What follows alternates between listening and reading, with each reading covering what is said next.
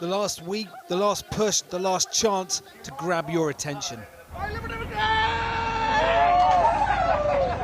3 days until polling, leaders are crisscrossing the nation selling their message. But for the Prime Minister, this morning in Staffordshire, today came a change in that message. After a campaign spent falling back on this: do not surrender to their tax rises. Labour want to have a retirement tax. Taxes. Taxes. Taxes. He is going to whack up your taxes. Today, his last line of defence became, well, defence.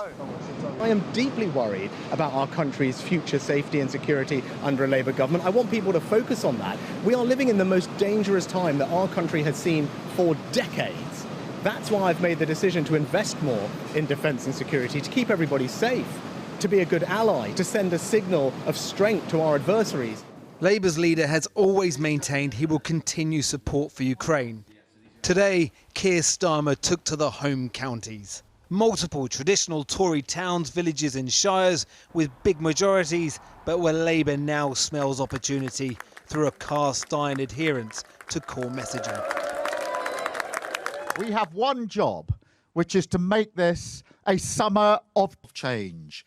And so whether you're a family that's been struggling with the cost of living crisis, with bills bearing down on you, whether you're a business that's struggled because of the damage that's been done to the economy, or whether you've served your country in uniform or in your community, then this campaign is for you, and the fight for change is for you.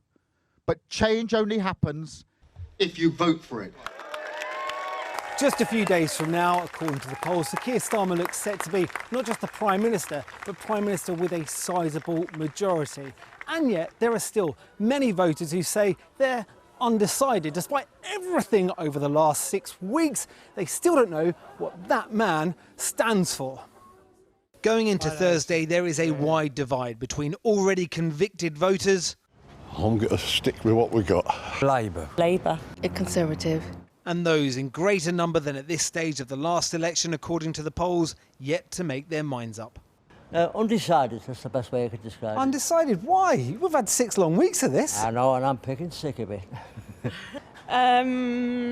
Undecided. I mean, to be honest, I haven't had enough time to look at everything because of him. I'm too busy. I can see why you might be busy. Do you have an inclination yet as to which way you might be going?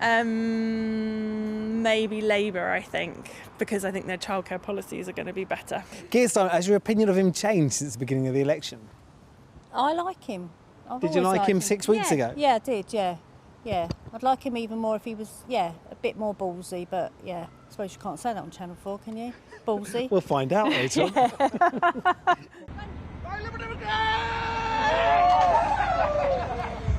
One leader throwing caution to the wall is asking voters to do the same.